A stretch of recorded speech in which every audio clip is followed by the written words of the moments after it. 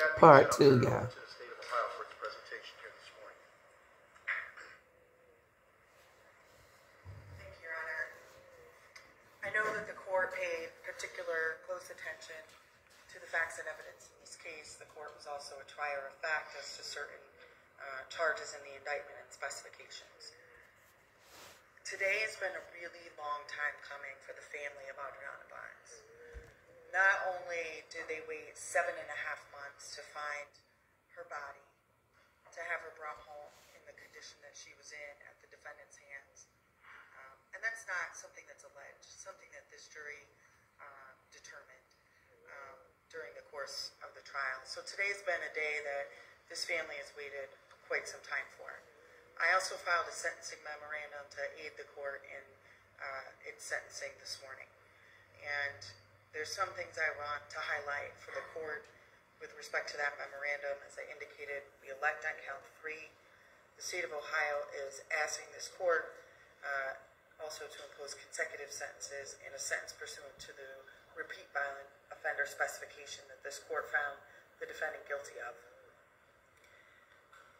A moment ago, Your Honor, you talked about what the purposes and principles of felony sentencing are, and the fact that, like or similar cases, you have to look at the sentencing in regards to how this offender is treated and in light of those other cases. And I hate to say that this is just not your typical case in the city of Cleveland. We don't find young 18-year-old women having decomposed and rotted on their ex-boyfriend's porch or their boyfriend's porch for 7 months. The harm imposed not only on the community here and on the victim's family is so great and unusual. You know, there was a community effort to find this young woman. There was an effort on behalf of her mother day after day after day looking for her daughter. Mm-hmm. And the psychological torture that this defendant inflicted upon this woman and her family is just insurmountable and not seen in any other case. You know, these detectives, someone gets shot in the middle of the night and they go to the home of the victim's family and they knock on the door and that's their notification. Audreona's mom didn't have that. She went to this location day after day hoping to find her daughter. And that's just so egregious. I mean, he would call her. He would reach out to her. He would ask her for rides. He asked her for money. He went looking. He took her looking for Audreona, knowing full well where she was Wow. for 7.5 months. It is a case that is so great and unusual that it requires this court, I think, to impose that additional time for the repeat violent offender specification.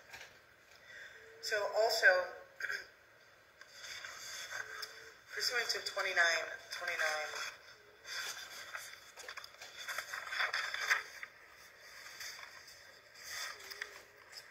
B1G, the firearm specifications. Pursuant to that section, if an offender is found guilty of murder and felonious assault, the court is required to impose a sentence for the 2 most serious firearm specifications. Those are 54 months here. So you add 54 months and 54 months and you get 9 years. Now, even though that 54-month firearm specification is attached to felonious assault pursuant to the Ohio Supreme Court's decision in Baller, this court can run those 2 firearm specifications consecutive to each other, consecutive to the life sentence for murder, which is life with parole eligibility after 15 years. That gets us to 24. The state's asking that you impose a consecutive sentence for abuse of a corpse. That's 1 year. A consecutive sentence for weapons under disability, which is 3 years, and that gets you to 28. And then this court can impose up to an additional 10 years for that repeat violent offender specification. If there's ever been a case that deserves it, it's this one. And I ask that you impose a sentence of life with parole eligibility after 38 years. The family would like to address the court.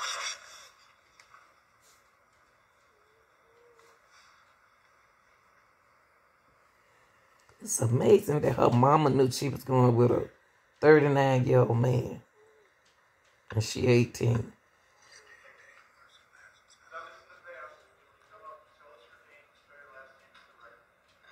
My name is Latoya Clark, Latoyaclark. I'm Audreona Barnes. auntie.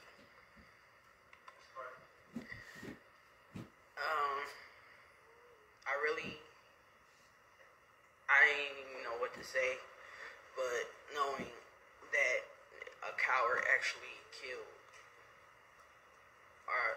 my niece, like, it's just still shocking for me, her siblings, and the kids. Like, I don't understand. Like, I don't get it. Like, you're way older. She's a baby. You killed a baby. There's nothing in this world, nothing on this earth that an 18-year-old can do to a 40-year-old for you to kill her. You're a coward, and I hope you get everything you deserve.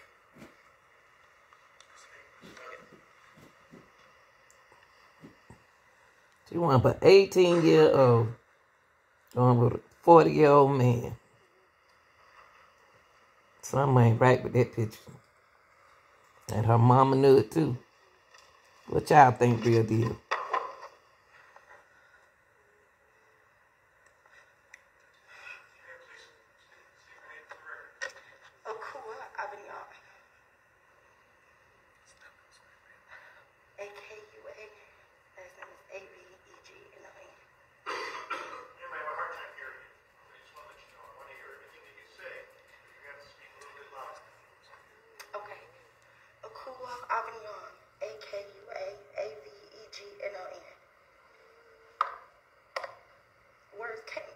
Words cannot express how hard this is for me. You took her away in a matter of seconds. It took me 10 hours, 21 minutes to bring her into this world. In a matter of seconds, you took her because she no longer wanted to be with you. Because you're a pedophile and you're a disgusting person. You call my phone every day to say we're going to find her. We're going to make sure she come back. You stood in the kitchen and said, I miss her and my baby. But yet you took her knowing that she was pregnant. Without a care. Because you're a disgusting individual. One of the proudest moments was her graduation. She graduated at 17.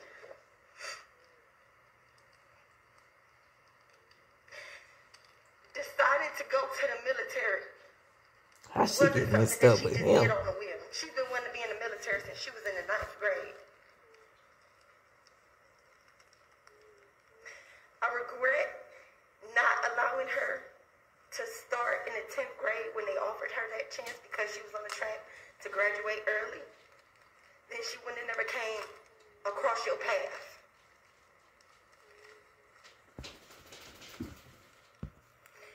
I hope every time you close your eyes, you see her. Every time it's quiet, you hear crying. You deserve everything that you're going to get. You are disgusting. You help me look for her. You called every day. Just checking on you, making sure you okay. We gonna find her. When all the while you knew what you did to her. That's you sad. Knew, but you just kept calling me. You kept saying, oh, she coming home. When you knew she wasn't. You disgusting. Ooh. That's sad, yeah. One more thing with respect to the defendant's criminal history and the recidivism factors as they pertain to Mr. Washington. You know, the reason there are these 54-month firearm specifications and a repeat violent offender specification on these indictments is because he's previously shot a woman in the past. And he went to trial, and he got a 7-year prison sentence. And clearly that wasn't enough to deter him to change his behavior to conform with the laws of the state of Ohio. And I'd ask the court that you consider that. I mean, he got firearms, had access to firearms, and here we are again. And the outcome was much, much worse. So again, I'd ask the court to impose the sentence as outlined in my sentencing memorandum. Thank you.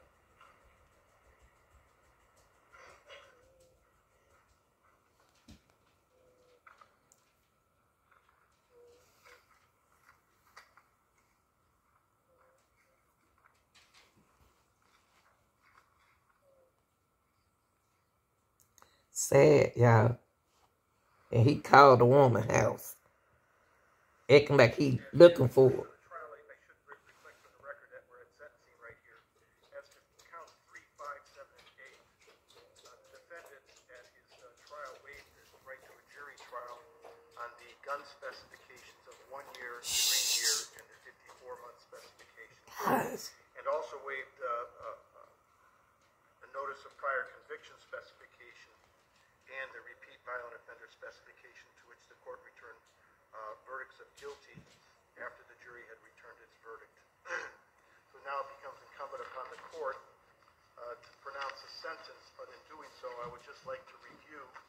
I started off with what the principles and purposes of felony sentencing are, and it's a balancing test to protect the public and to punish the offender from future crime.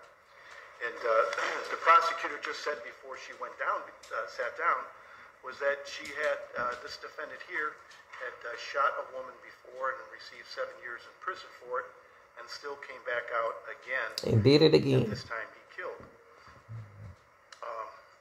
So in going through the process that I have to go through, I have to review under 2929.12b the conduct more serious. And I would say that the injury was exasperated by the victim's physical or mental condition or age. She was a young woman, and this man was nearly twice her age when this crime occurred.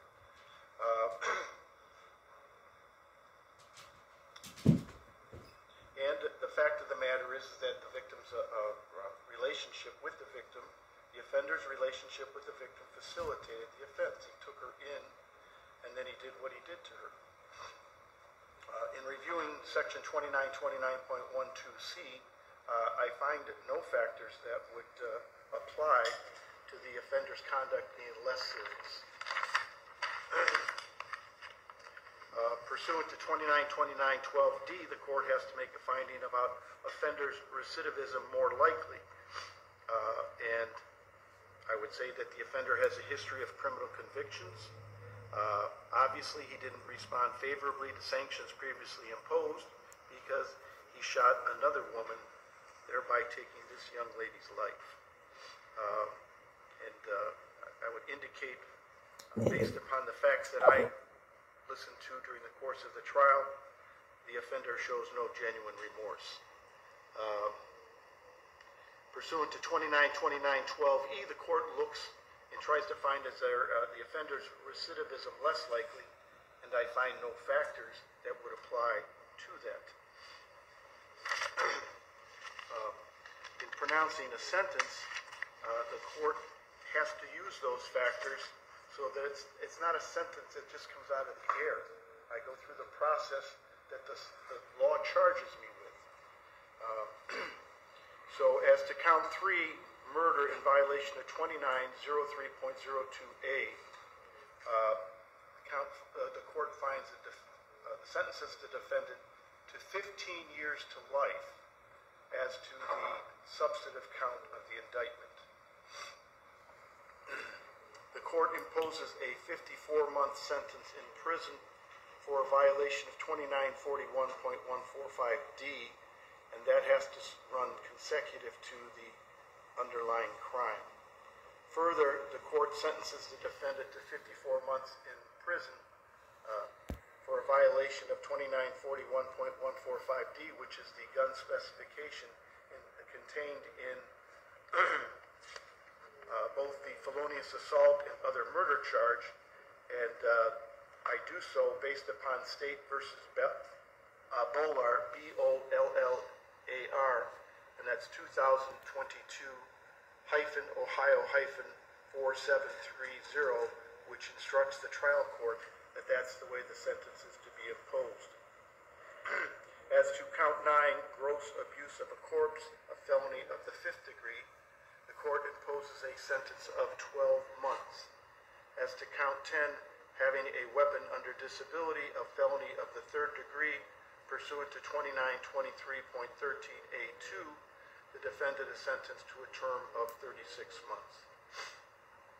Lastly, the court recognizes the jury returned a verdict of guilty to the notice of prior conviction and to the repeat violent offender specification.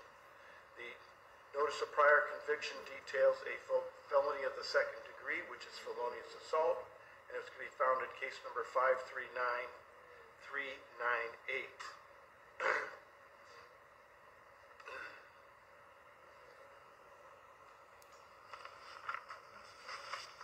The court finds that the prison term imposed pursuant to the sentencing statutes would be inadequate unless the court imposed an additional sentence under the repeat violent offender specification. It needs to do so in order to protect the public from future crime by this defendant. As I indicated, his likelihood of recidivism outweighs any of the applicable factors under the section indicating a lesser likelihood of recidivism.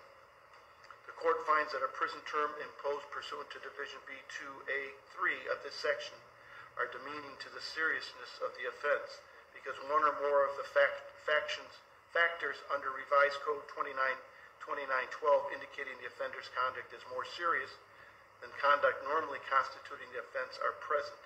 They outweigh the applicable factors of the section indicating the offender's conduct as less serious than the conduct normally constituting the offense. The court finds that it is necessary to impose this additional sentence under the repeat violent offender specification because the present sentence is inadequate to punish the offender to protect the public.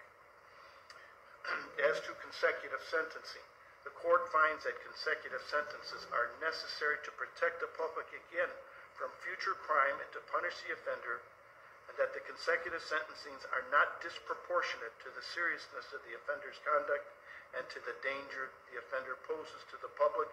And the court also finds one of the following. That the offenses committed were so great or unusual that no single prison term for any of the offenses is committed as a part of this course of conduct adequately reflect the seriousness of the offender's conduct. Lastly, the offender's history of conduct, that being criminal conduct, demonstrate that consecutive sentencings are necessary to protect the public from future crime committed by this offender. Having said that, the court is also in receipt of a document which is referred to as an affidavit of indigency under mandatory fine provisions, and that it says that, but it's for purpose of indigency, and I acknowledge that on the record.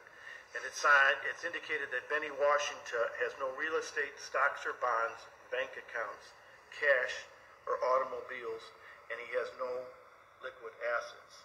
And I think that I will make a finding at this time that the defendant is indigent for purposes of appeal, and we'll talk about that shortly. Anybody want to be heard on the misdemeanor case? Misdemeanor? Right.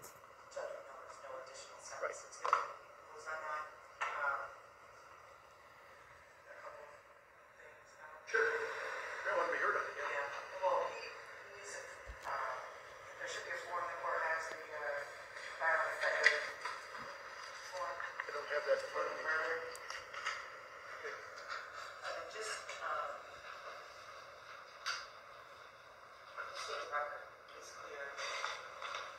The jury had the first two firearm specifications in front of them, the 1 and 3 year, but they're not referred to that when the jury made those decisions. And the court had the 54-month on the RTO. Oh, okay, yes, I agree. I agree with that. Okay, I have in front of me a notice of a duty to, and a violent offender pursuant to 2903.41, the statutes that follow thereafter, it indicates the county of conviction is Cuyahoga. The case number is 6688858. The conviction is for murder in violation of 2903.02A. And it's titled Washington, last name, Benny, first name.